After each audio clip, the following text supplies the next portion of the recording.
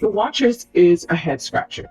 I have a problem with movies like this that are so intricate, it's almost impossible to follow the story and follow the journey of the protagonist because the story is told so intricately, it's so complicated that it just should have been a series where you could take time to understand the development of the character and the journey of the protagonist. This has so much going on that it isn't enjoyable to watch. It was a struggle to follow along because a lot of the story points are just abandoned. And so it just got so confusing that I lost interest early on. Now, I finished watching it to give it a chance because I was expecting a twist.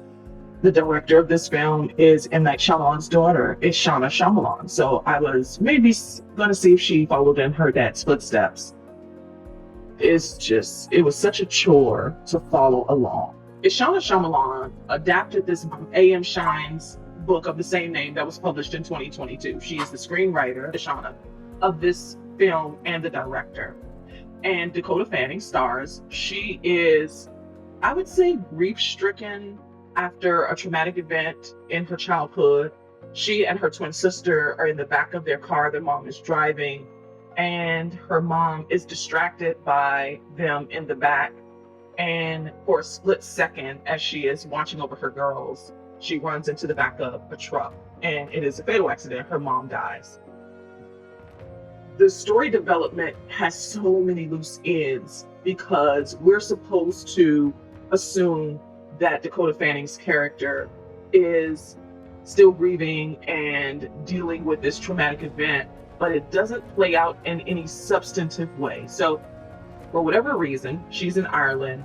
She is an artist, but spending a lot of her time working at a pet shop. The owner of the pet shop entrusts her with this bird that she is supposed to transport to a zoo on this journey. It's the 15th anniversary of her mom's fatal death. She gets stuck and trapped into the woods. This forest, I'll say, there are people that have gone missing in the woods. That is fine. I was interested up until that point. It gets off track a little bit with whatever reason she gets into costume and goes to a club to pick up guys. I guess that's what, I mean, I don't know how that even plays into the story, and they don't care to expound on it in any way. So you've got Dakota Fanning. She plays Mina. She also has a twin in this film, but the twin isn't in too many scenes. You got Georgina Campbell, who you'll remember from The Barbarian last year, I believe it was, Owen Foullier, and Oliver Finnegan. They are stationed in this encased glass showcase, and it's like a two-sided mirror. I think that has significance. I don't know what the significance is. They have to watch themselves being watched by this entity that they cannot see, which are these fairies that can morph from trees. I don't know. They have to do this at night. These are night watchers watching them. They can't see them. They can see the reflection of themselves because the showcase that they are in is glass and double-sided mirrors. Yeah. But they can go out during the day, and so sometimes during the days they discover different clues that lead them to understand how these fairies came about. At any rate, eventually Dakota Fanning's character, Mina, she gets to escape, and she goes on about her life, goes to this university because there was a professor that was monitoring all of this action in the forest.